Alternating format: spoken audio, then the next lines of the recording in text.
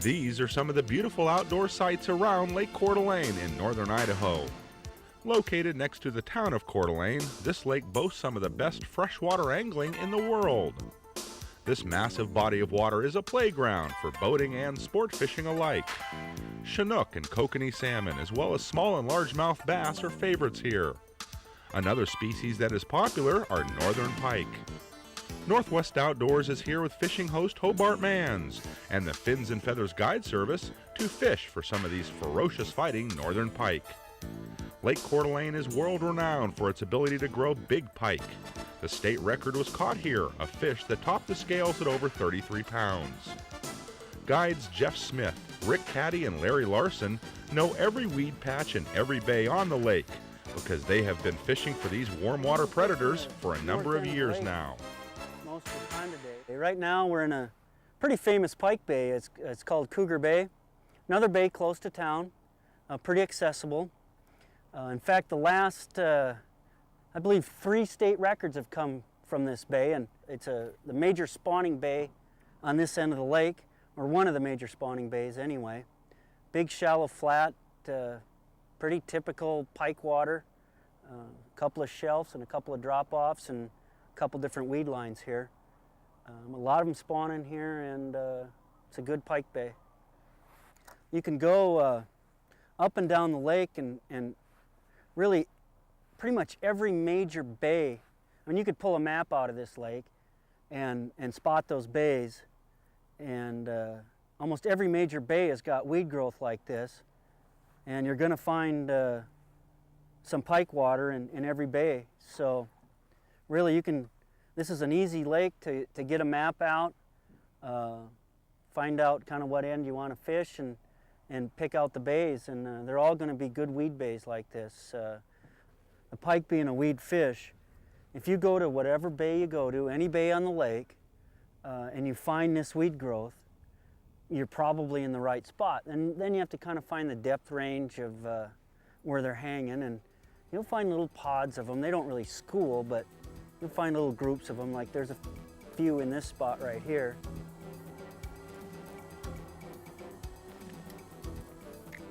There's one.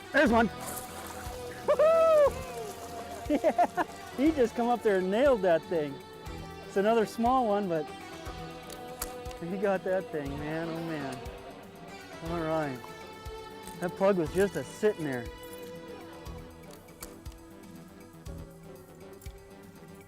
I think he's done. Well, of course, maybe not. I don't want them weeds. Oh, one of my hooks pulled out. I just got one hook in the top of the head there. Larry's got one on. Yeah, we're in some fish here now. This is what pike fishing is supposed to be like. That's a dandy too. About a 3-pounder. We're in kind of seems like a pack of smaller fish, but they're sure aggressive. Way to go, Larry. I'm really surprised we haven't hit a bigger fish in this area. We'll get this one back. This is something my wife doesn't understand. Letting them go, but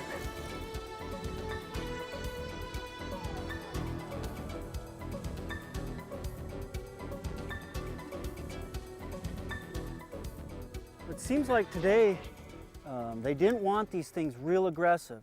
The Husky Jerk Rapala that we're using right now, you jerk and you stop, and you really just let that thing sit there, and it just sits there underwater. And then you give it a little twitch and let it sit. Give it a little twitch and let it sit. And pike are coming up right behind it. You're actually seeing them come up, and when you see them come up there, you just give it just little twitches with the rod tip, and they're jumping right on it then. And really the daredevil action was similar what they were hitting a little bit ago, just a slow wobble and a little flutter and a stop, and some more little flutters, and then they'd grab it. I mean, some days you're ripping this stuff through, but today it's slow and steady and methodical, and it seems to be what they want. There's one, Hobart. Another one? Yep. Right. Oh man, he got right in the weeds on me. This thing ain't that big, I don't think, no. You're going to get 5 pounds I got 5 pounds of weeds and 3 pounds of fish. I sucked him right up here too. Yeah, we'll have to fiddle with him and get those hooks out, I'm sure. Oh, great. You find a bunch of them. There is a bunch of them. He's got that plug right down in his.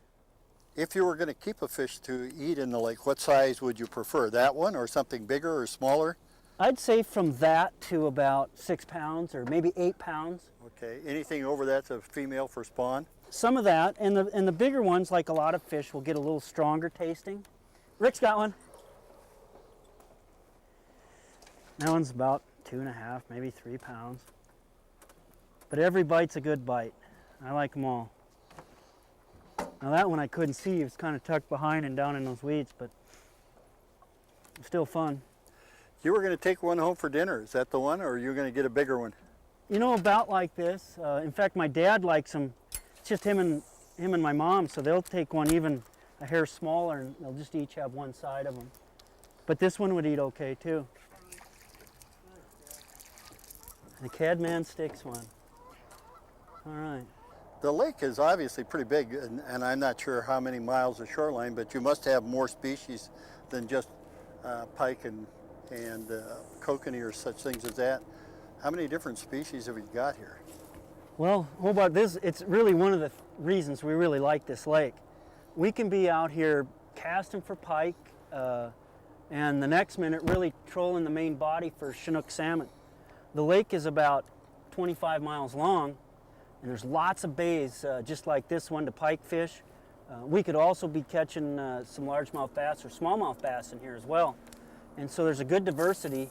The trollers will go after the Chinook salmon, which are the bigger fish, and also the kokanee salmon, which they don't get real big in this lake, the kokanee, but about, you know, like 12-inch fish. It's a consumptive fishery. The Chinooks will go really anywhere from 3 to about 20 pounds. In the fall and winter like this, we're catching immature fish from 3 to about 15 pounds. These pike, all the ones we've caught today have been smaller, but still a lot of fun, and we're still hoping for the big one. I'll tell you what, they couldn't be more fun than those fish are. And you guys are just having a ball hooking them and landing them. And we've seen some decent fish that we've lost, so it's not a bad fishery. Not a bad day today. And it sure beats trolling. Oh, yeah. I like to cast. I mean, I like to salmon fish the lake too, but I love to cast, and I'm having a good time here. There's a good one over there. This is more fun than, this is better than catching smelt. There's one, Rick. Did you get him? They're coming up behind it, and if you can yell at, Josh, there he is. Whoa, he hit close. Little bugger. There, I got him. That one's got the plug down there. Down here? A little better. Ooh. There he is. Man, they're crawling out of that wood pile down there. Something fierce. Oh, yeah. We got a beauty here, hopefully. There's one. I got one. Boy, did you see him come in? That was so beautiful. He just come. That thing, he's running drag. He come in so nice. He just slowly come up and he started tapping on it. And he just decided to inhale it. It's not a real big fish, but just funky as heck. He got me twisted here a little bit. I love how they come on top of the water and do that. I think this is gonna let me keep the lure this time too, by golly. Oh, he's beauty. That's 2 here in about a minute and a half, 2 minutes. You want to be real careful of pulling these out with the Rapala because you have a triple hook set up on it. These fish get flopping their heads and moving around, and what happens with these 3 hooks, they'll flop around, and it's a good way to get your fingers caught. One thing about northern pike people don't really understand is they know that they have thousands of teeth. I mean, everyone knows about a northern's teeth and how dangerous it is. What a lot of people don't understand is inside the gill plate here is just as bad. You know, if you take a picture of a salmon or a trout, you stick your hand up and you hold it up. People don't realize on these northerns, if you stuck your fingers up inside there, they'll go in, but you won't get them back out. I mean, you'll probably be going to the hospital if you stuck your hand up there. And that's, people's really got to know that because it is real dangerous. Okay, let's hold them both up.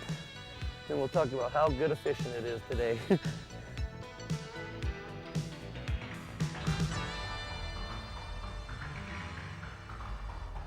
Well, Hobart, I'd say this is a pretty good day of fishing. If we catch pike like this all day long, it's wonderful fishing. Doubles. I mean, you're hitting one over there, we're hitting one over here. I mean, you just can't beat it. Well, you know the other neat thing? We didn't have to go to Canada, we didn't have to go to Alaska, and we didn't have to go to Wisconsin. Just right here in Coeur d'Alene. Yes. Just right here in Coeur Right d'Alene. here in the Northwest. And they're not real big fish, but for eaters, they're beautiful. Yours got some really nice girth on it. Yep. But hitting them just bam, bam like that, that's what makes it fun. He's really eating this one. This is going to be a table fish because that's down in his gill. Yeah, he swallowed that pretty good. But they do want those green plugs, don't they? Yeah. That's a wonderful day and a great fishery. We still got time to find a really big one, though. That's what we're looking for. Okay. So let's get back to work. Not only are there many locations to fish for northern pike on Lake Coeur d'Alene, but also just as many lures to choose from. Jeff, you've got a selection of lures out here. What are they? Well, they're kind of the basics of pike fishing, at least on Coeur d'Alene here, Hobart. Of course, the red and white daredevil, which is used pretty much everywhere in the country there's pike. We do put a little bigger hook than they come with. That's a 2/0 Gamakatsu treble hook on. And we prefer the ones with the brass back on those. They've been very effective today, too. Yeah, we've caught some fish on it. The other lures are? Well, this is a husky jerk Rapala. It's a suspending lure. We've caught a lot of fish on that today.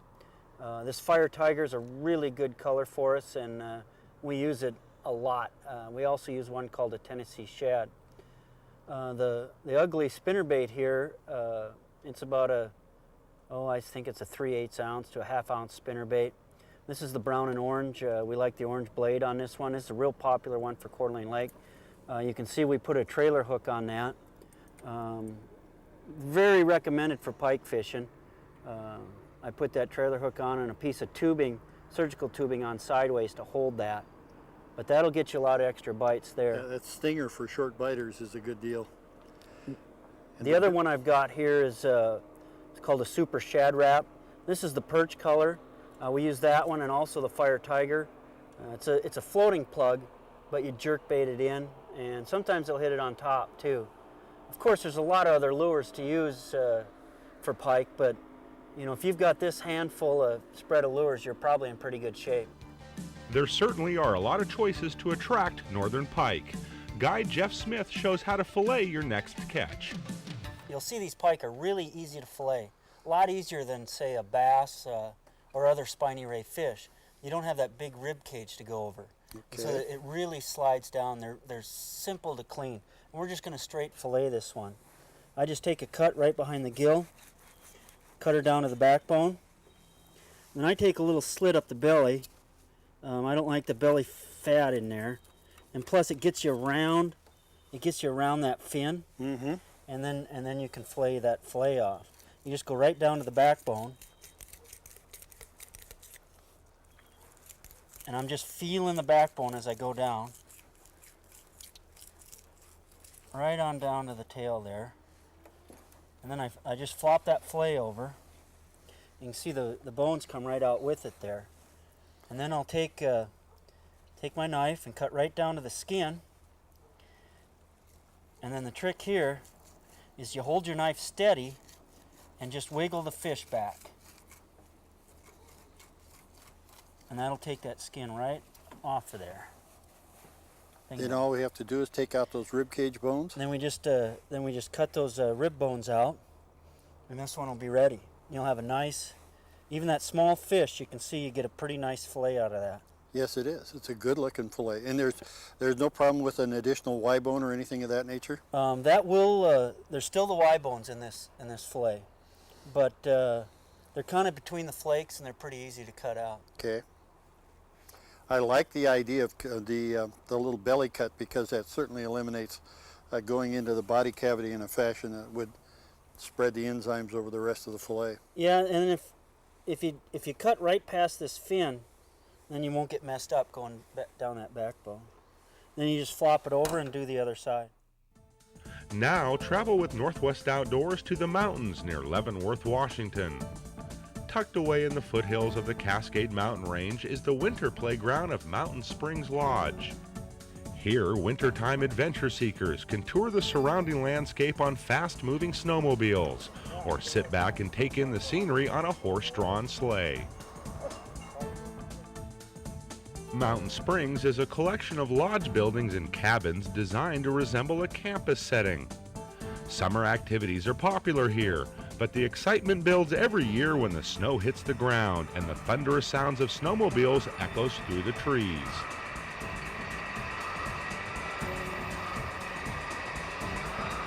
You're in line with a group of snowmobiles on a 3 to 4 hour tour. The destination is Sugarloaf Mountain at 5,500 feet elevation. Led by lodge guide Adam Newell, the trip begins by winding through the valley and surrounding farmland.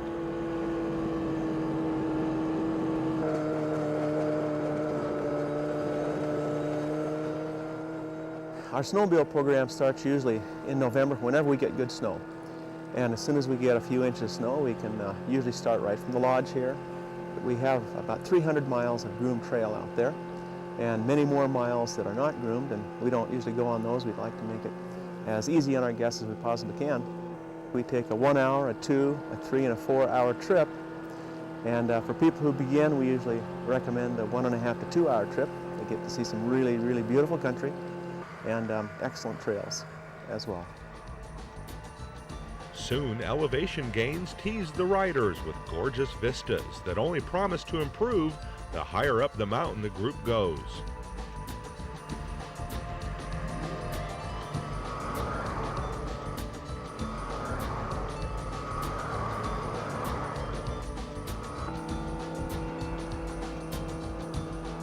And the view from the top? Unfortunately, all socked in from a snowstorm. Not all is lost, though. The group managed to get out of the heavy clouds to enjoy some of the surrounding winter scenics before Mother Nature took it away. To give you a perspective as to where we snowmobile up in here, off to the west direction right here, to the left, is the Big Jim Mountain, standing just under 8,000 feet high. As you pan to the right here, we have Nason Ridge. On the left-hand side of Nason Ridge is Highway 2, which runs over Stevens Pass. Nason Ridge has a watchtower, fire watch. Just down and to the right of Nason Ridge is Lake Wenatchee. You can see a little plume of smoke right there, and that's at the foothill of the Dirty Face Mountain. Dirty Face Mountain is just under 7,000 feet high, has an old watchtower, fire watch up there. Down and to the right of Dirty Face Mountain is Snow Cone, stands at 3,900 feet, and that's our 3 hour destination. We actually get on the shoulder of that snow cone. Just to the right of that is Mount David, and as you pan a little farther to the right yet, you can see a mountain with 3 knobs on it.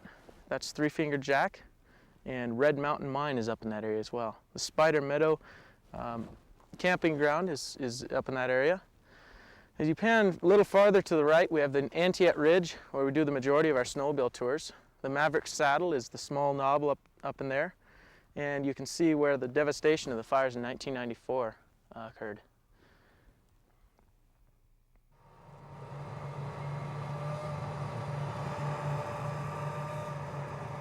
This landscape is quite diverse, with valleys, open fields, and mountain trails. It's hard for riders or drivers to ever get bored.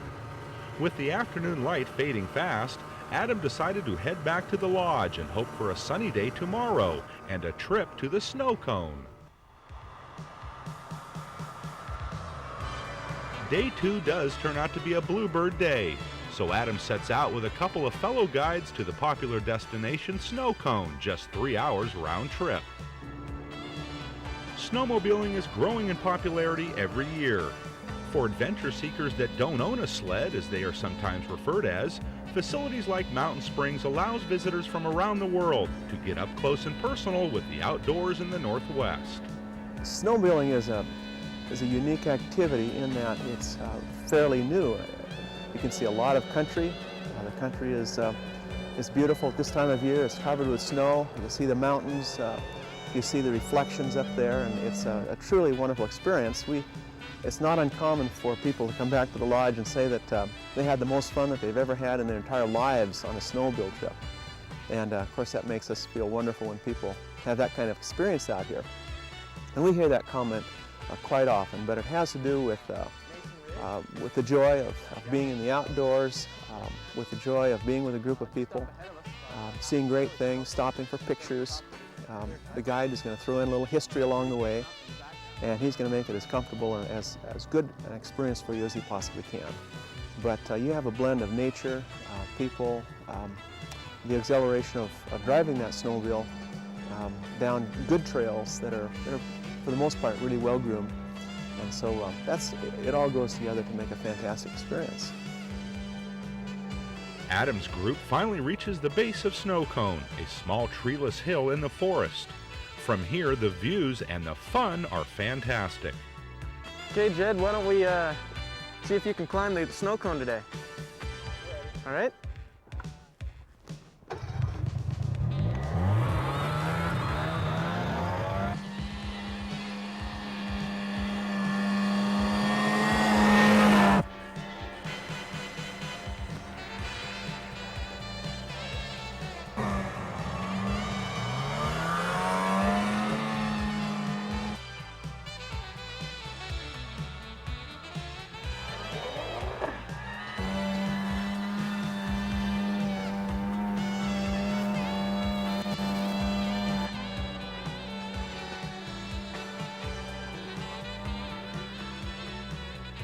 At 3,900 feet elevation, the top of Snow Cone offers a $1 million panoramic view of the area. McCall and Entiat Ridge, as well as Cougar Mountain and Sugarloaf Lookout are at your fingertips. That's Lake Wenatchee sparkling in the valley. These snowmobile tours are from 1 to 4 hours depending on where you want to go. Easy to drive and ride, snowmobiles can be enjoyed by young and old. So the next time you're up for an outdoor adventure, getting there on a sled can be the best way to go.